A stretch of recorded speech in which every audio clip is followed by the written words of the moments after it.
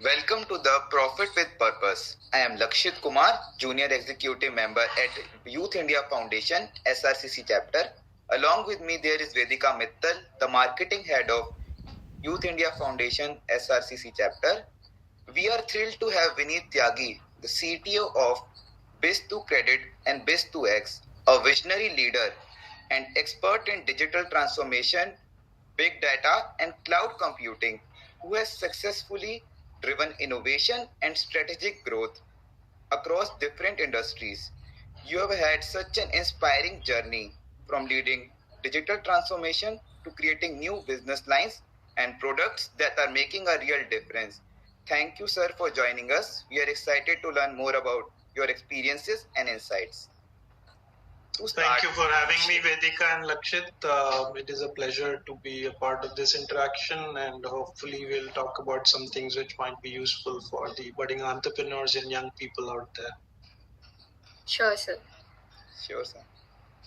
To start, could you share how you got started in entrepreneurship and what led to your current role as the CTO of Biz2Credit? Yes. So, look, I'm a engineer by training, and my specialization has been computer engineering. As you can visually see, I'm fairly old. So I passed out in 95, and at that time of, in 95, India was just on the cusp of starting its IT dominance, and the IT journey was just beginning. Computers were very expensive. They had just started becoming more mainstream. So I'd been fortunate to, see the shift of information technology or technology being on the revenue from the cost side. So back then it was always a cost of, running the business. So it was also treated that how can you reduce this cost? And then gradually the first wave of what is known as, the Web 1.0, which was the, turn of the century, we saw there was a lot of online and web-oriented first wave of businesses that came up. So that's really when I was fortunate enough to see how technology can move from being a cost to a revenue driver. Like really, without technology, business cannot run. It's enabling revenue. Your technology differentiation, what you do with technology, how you think and build business around technology was creating revenue, and that kind of revenue was very new to handle, learn how, all of that. So that's how I started being an engineer, but then also got a master's. I've always been having a passion for lifelong learning, and that's what I recommend most of the people today have. A lot of access to a lot of plethora of very high quality learning information sources, including this interaction. This is whatever I've learned, I'm willing to share. So this was not available earlier. So I picked up a master's in consulting. Why consulting? Because it was something that taught me that how can you present your ideas, how do you convince people, how do you align people. I think those are the kind of things which are not very well understood.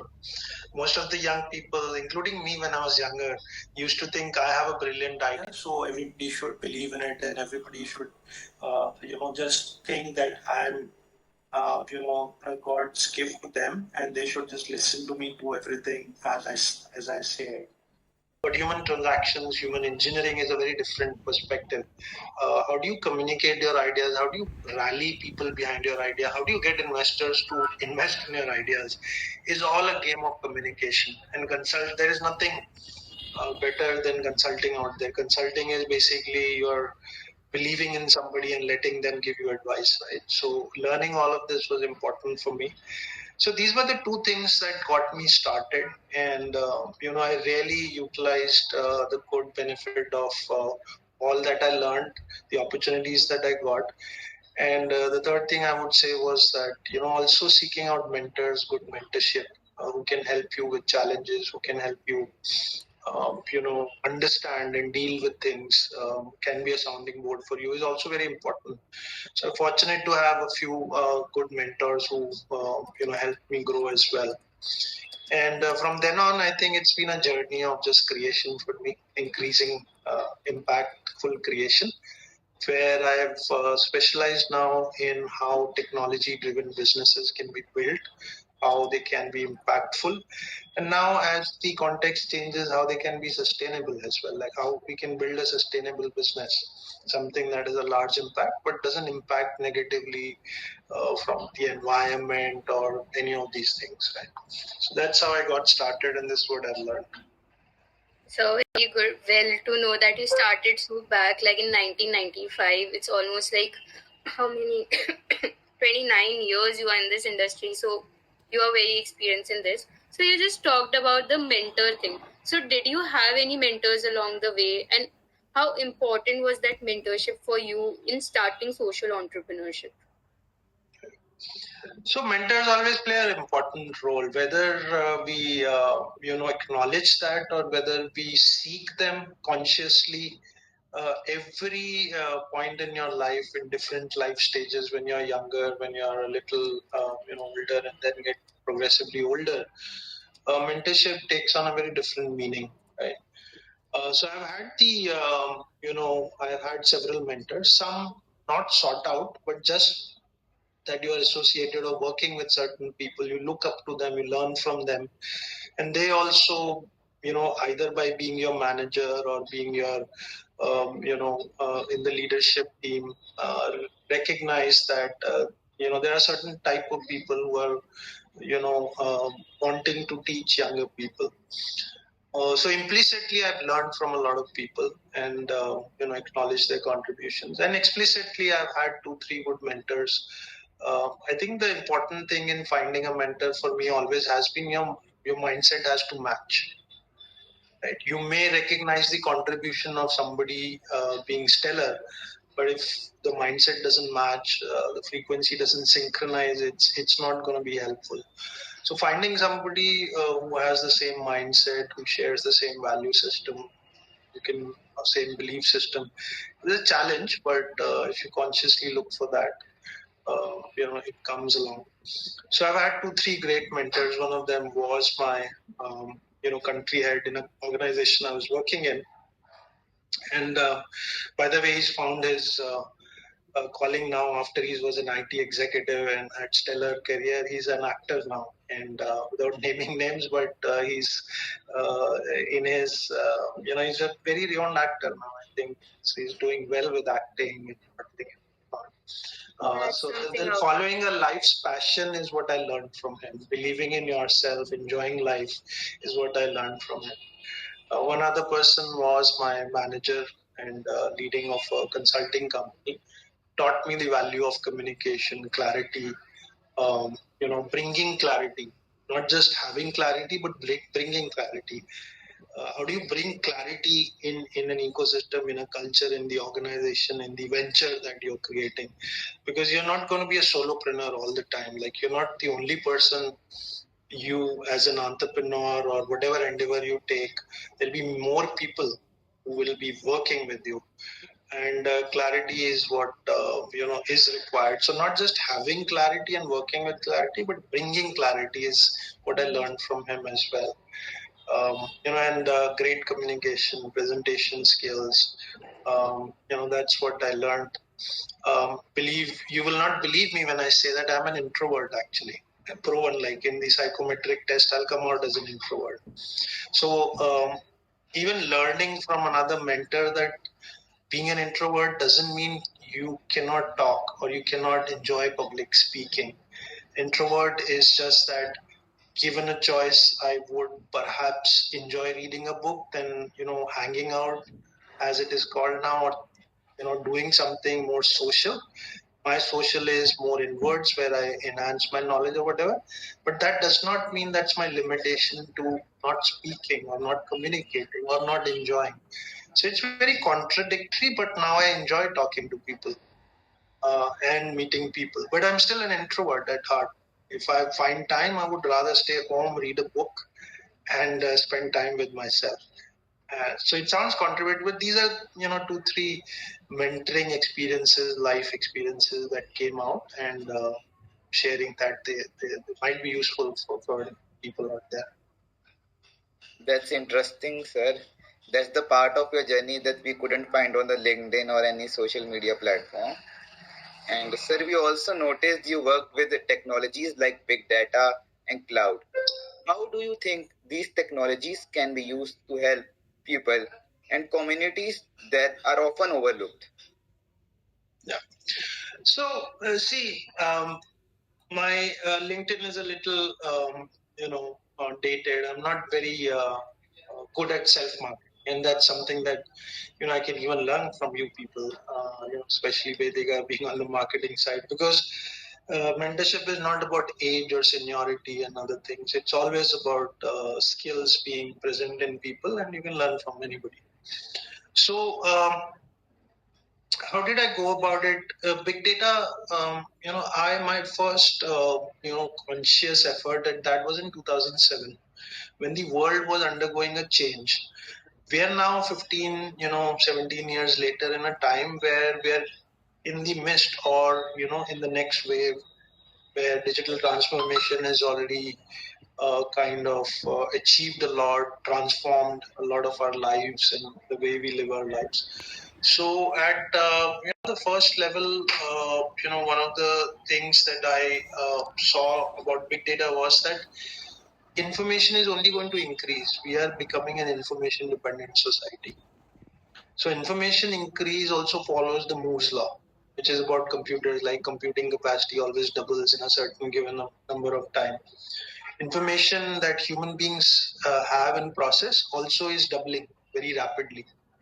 Right? I don't know the exact number right now, but I think every year we double the amount of information that humanity has at its disposal, and that it can use for learning. Now, machine learning is benefiting from that. That's the mathematics of machine learning is not new. That maths was invented in 1940, 50, and 60s. It's the same mathematics. The mathematics and the science is the same. We always had that. What we didn't have is the ability to have that level of data and that level of cheap compute, the ability to process that information in a cost-effective fashion. And that's what cloud computing has done, which is like the cloud computing has allowed a very democratized access. So not only a few big companies who have a lot of money have access to these resources. Now anybody can have cheap access to compute. You can sign up on a public cloud. You can pay for what you use, and you can continue using as much compute as you would require. Now coming to what it will impact, how it would impact the society. So I think this democratization allows newer ideas and thought processes come forward in a constraint-less environment. When I had my first business idea, it was very constrained. It can't be possible because this is not developed. Can't be possible because this can't happen physically, right? And when you work against constraint, it's not that you should give up your ideas, but some of these constraints are things which take very long and a lot of effort and resources, money-wise, time-wise, to change, right? So not everybody and every idea requires that you can change future of the humanity, right? I mean, Elon Musk has been at it with SpaceX for the last 20 years and still perhaps the next 10, 15, 20 years to put the man on Mars. So the 40-year horizon and the level of investment, not everybody can afford. So this democratization allows ideas with constraint-less thinking. I think that's what my learning has been, that you can think outside the box, and you have the information and the ways to process the information through the cloud compute infrastructure, use the technology to do whatever your idea is. So after hearing to you, I feel we are the blessed generation that we have everything for almost free, like searching anything on Google, and it's so easy to find out, and you're so correct in saying that. So also, like when you talk about technology, it has been so easy to access, and there's so many developments. So how do you think we can use this technology to track and measure the real impact we are making? Like beyond just money, how can we measure the impact on the society? So that's a good question, and a lot of thinking is going behind that, and a lot of innovations are going behind that. I can give you one example also from my current organization's perspective. So we're into lending, right? And what we do is we lend to the SMEs.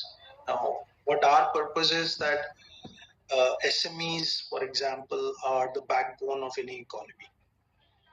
India is a developing country, but where we operate in US is a developed country. So a very large proportion of the GDP is contributed by the SMEs. So in US, it's various statistics, but it's quite close to 70-80% of the GDP actually coming from the SMEs contribution. In India is very less, right? And how do you support the SMEs? Well, you support the SMEs by having ability to financially or credit support them. Their cash flows need to be supported. Everybody, it's a business, that's a reality. Whether it's for profit, without profit, needs money to run or capital to run.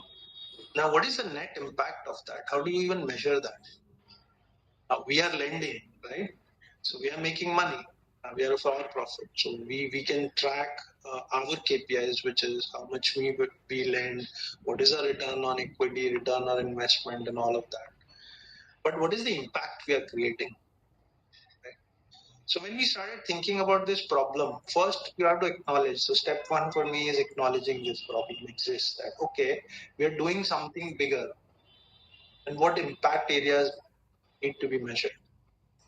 So what we realized was that it's not that difficult, because once you have the ideas of how SMEs contribute to the economic growth, even indirectly, you can measure that. So we started something called a small business lending index, which is that how is the SME growth going in correlation to the GDP growth? Is it hand in hand? So we saw the correlation, and we use our data, what we have, and data science and algorithms to predict GDP and whatever. Over the period of last 8, 9, 10 years since we've started tracking and trying to measure all of this index has become a good indicator of economic growth. And it is even quoted by many media houses in US, where our primary business is today for SMEs, where they quote the Biz2Credit small business lending index is saying this, that next quarter there might be a bigger appetite for lending. That means the GDP is growing. The other example I'll say is that how are we impacting women entrepreneurs? So we set a very simple metric of just tracking how much women entrepreneurs are we funding as a percentage of our total funding is an indicator of the overall SME women entrepreneurship index. So we started tracking that. So my very simplistic and very non kind of sensational or not very big parameters would be that just look at it's very difficult to directly measure economic data or very large impact data. But if you look at what you are doing and try thinking of ways, whether they're indirect, and start linking these, what am I doing, what my purpose is, and our purpose is to make the SME Atmanirbhar with credit. That's it. So in that purpose, then I know that I'm helping women entrepreneurs, I'm helping GDP, I'm helping this, so I can track each one of those impact areas. That's very interesting, sir, how you linked data and estimated the GDP and the impact that has been created on the women entrepreneurs. Sir, in present scenario, how important are the partnership with other companies or government institutions, and how can they help the impact of social venture?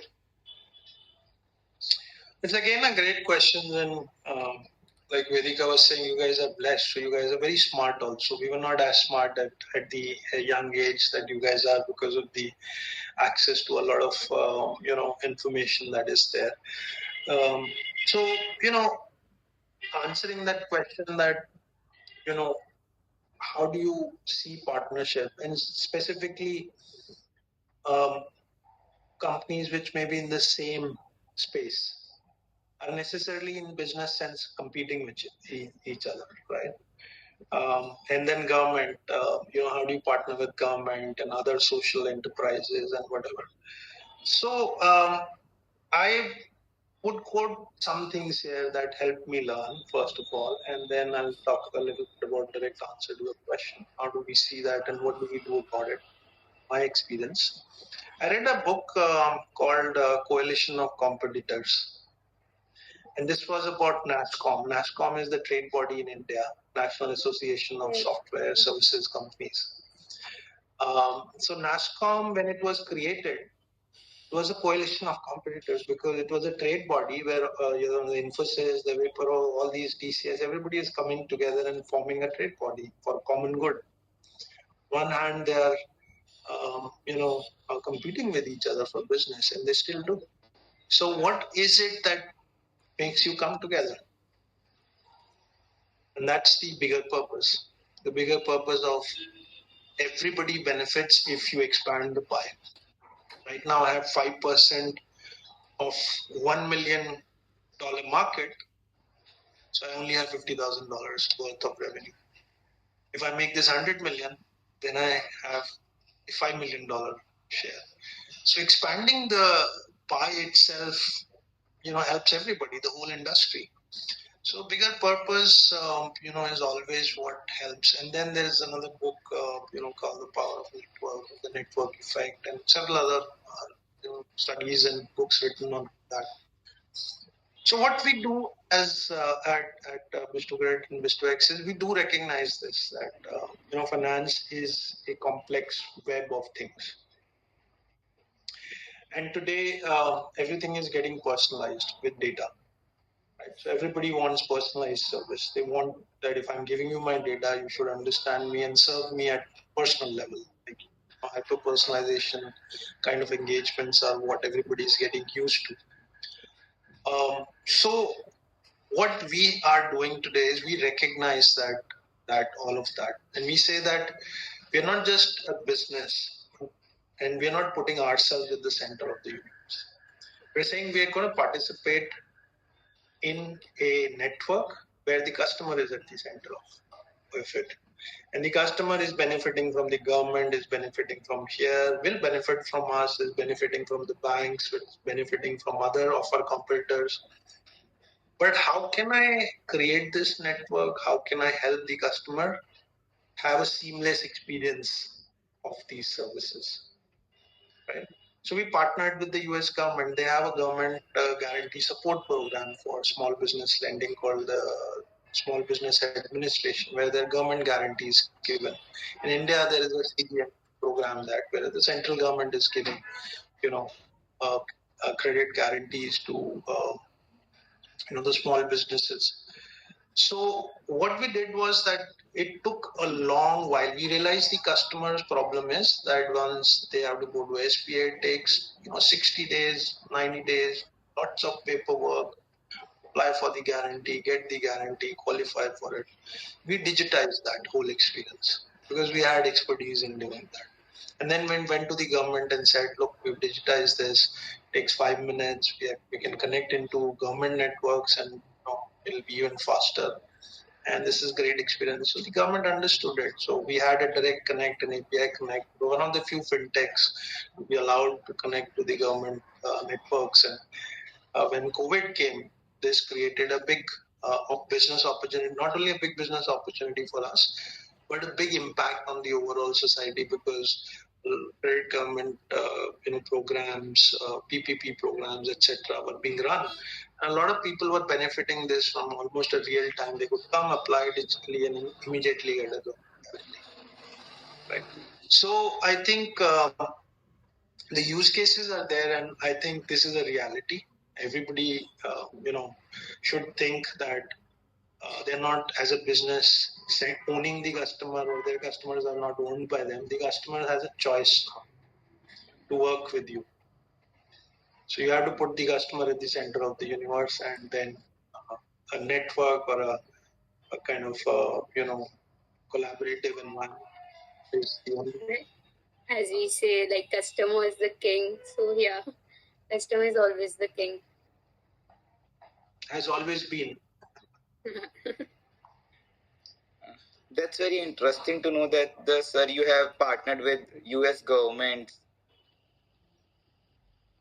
And sir, you have managed really big teams working on advanced technologies. How do you build strong teams that can work well together? And especially the goal is if innovation. Yeah. No, like I said during the introduction part of it, that one of the things I've learned through mentorship very early on is that human engineering is what sets teams apart. And human engineering is not technology. Teams may work with technology, but if you have to do something with technology, teams is all about people, bringing people together. And people comes in different shapes, sizes, races, colors, mindsets, expectations, aspirations, motivations, insecurities.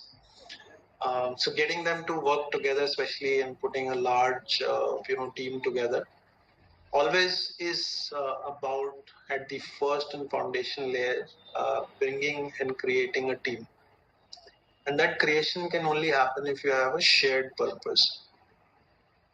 If you believe in something, if you can get the like-minded people together and believe in doing or a purpose that you're out for, create for, that's the first step. The second thing is again what I said, the clarity of purpose. So I said that the clarity of vision brings clarity of purpose, which brings in turn the clarity of actions. So if either of these three is missing, you can't have clarity in the actions which are actually done by people unless you have clarity of purpose. So if you have clarity of purpose, bring the right people together who believe in that. Establish, the clarity of purpose from the clarity of vision, and then have good actions. Give people authority. Give people a bigger, a role. They will take it. Everybody loves to create something big. Everybody loves to, bask under the sunlight. Some people may be introvert, they'll take a step back. Some people will come forward, but everybody likes to, participate in something happening which is bigger. Whether it is for doing it for the society, whether they do it for the money, that motivation may be different, but everybody loves that. So giving them delegation, giving them ability to think outside the box. And the last thing I would say is that fear is the killer of innovation. Fear of failure is killer of innovation. Fear of performance is killer of innovation. And unfortunately, I think you guys have a little better, but our parenting, Eastern cultures are a little not very, conducive of out of the box thinking. We are from, as a society and parenting, not saying it's wrong, but just saying that as a culture, we are very different to higher authority, parents, elders. We're taught that deference from very early on. That parents are always right, and elders are always right, and teachers are always right. And I know it's a wrong thing to say in a college I have podcast, but I don't mean it in a negative way that should be rebelling and not listening to anybody. We should, of course, we should. But I think it just teaches us bounds. So getting out of those bounds, being fearless, fear of failure is not going to help us anything. If you're not going to go out in the sun, you're not going to get your vitamin D. It's a reality. So you can be fearful of the sun. You sit inside, you will get all the diseases associated with lack of vitamin D. So चलो करके देखते हैं, जो होगा देखा जाएगा. That level of attitude, let's go see attitude, is very important for the team to be able to innovate.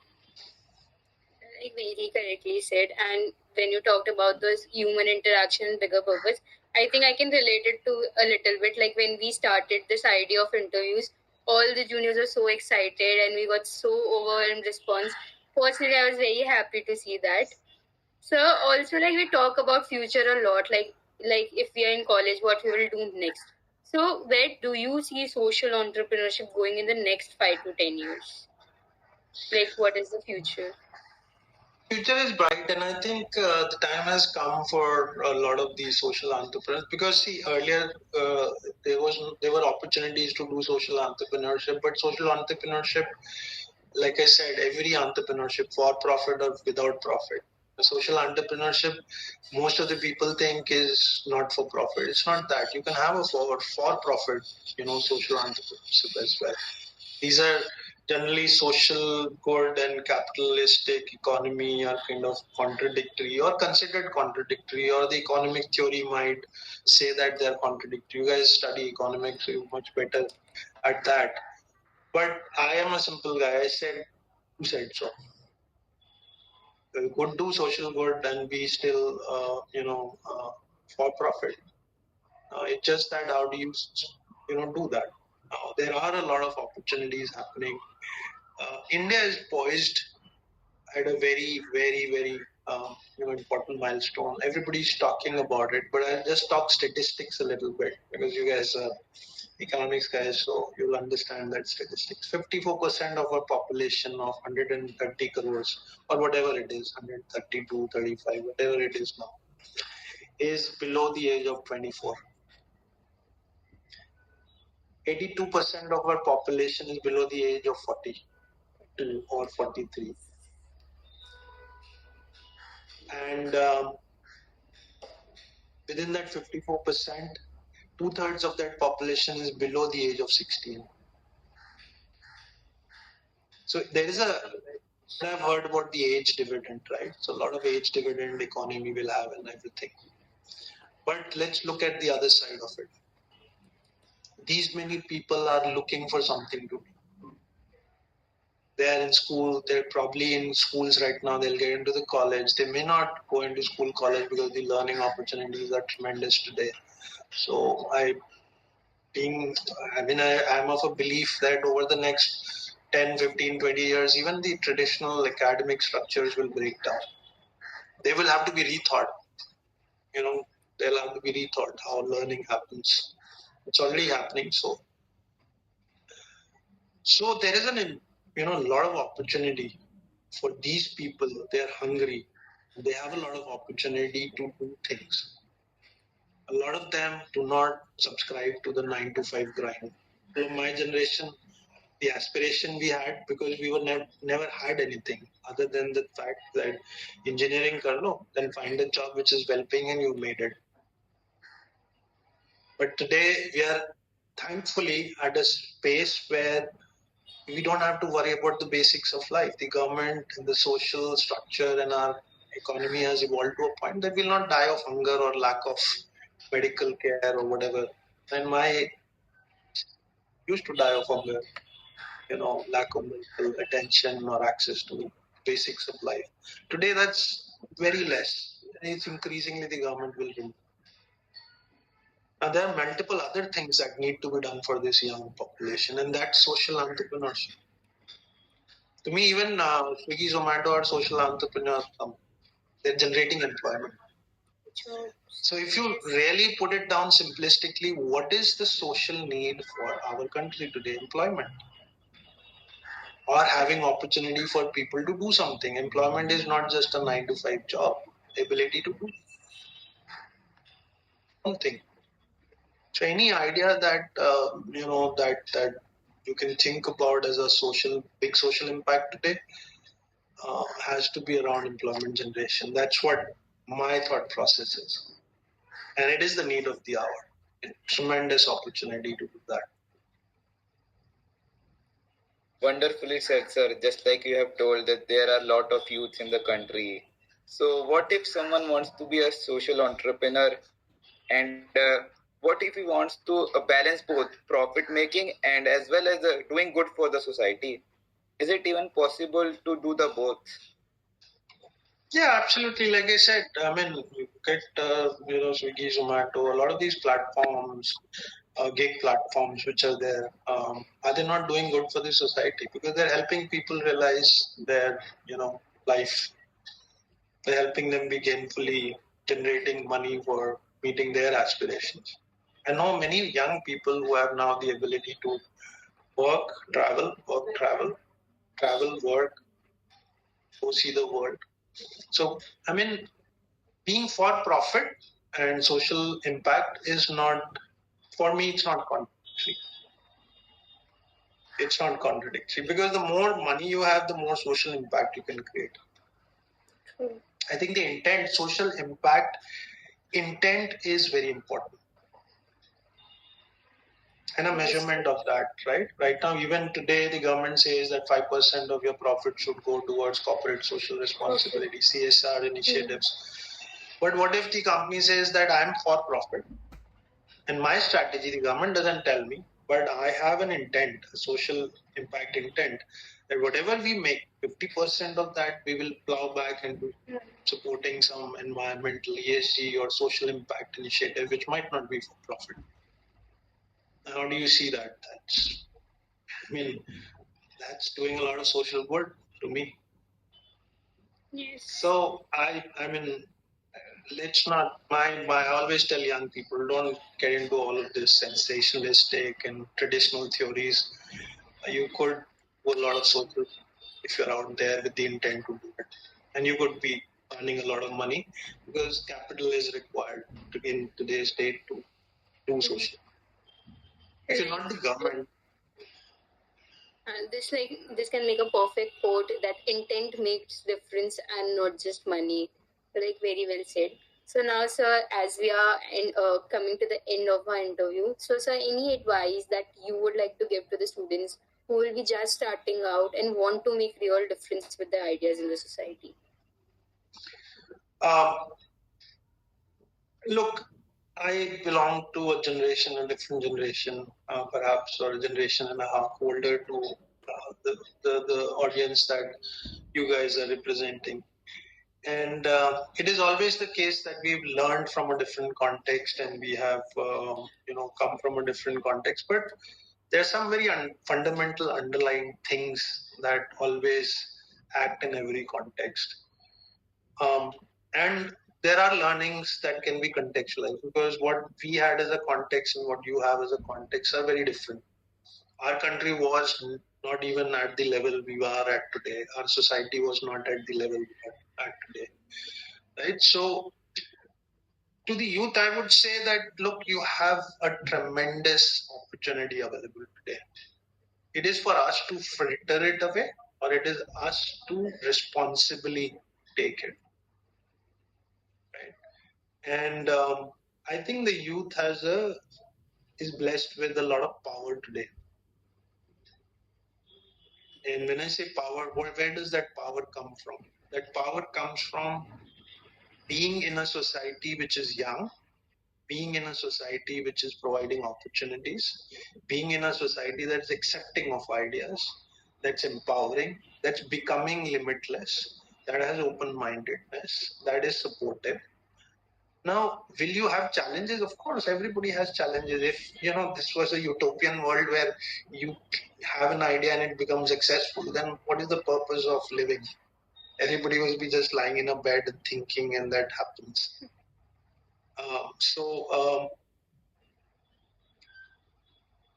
Spider-Man, right? With great power comes great responsibility.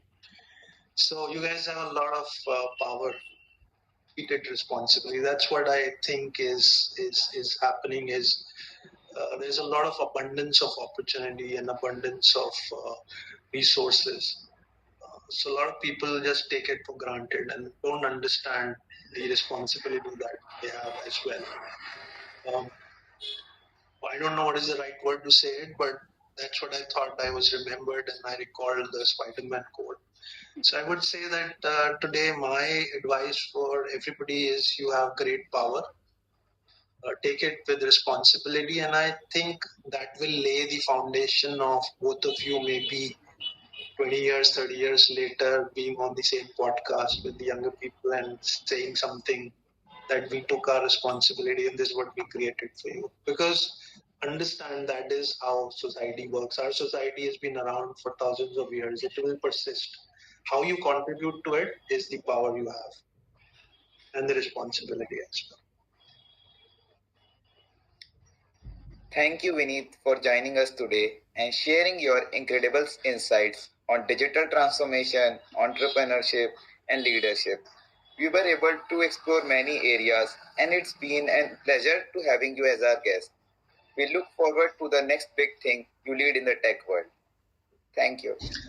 Thank you so much for having me, and I hope what I shared authentically and honestly, you would find your listeners would find some resilience in it and something that you can learn from. Thank you very much for having me. Thank you so much, sir. Thank you, sir.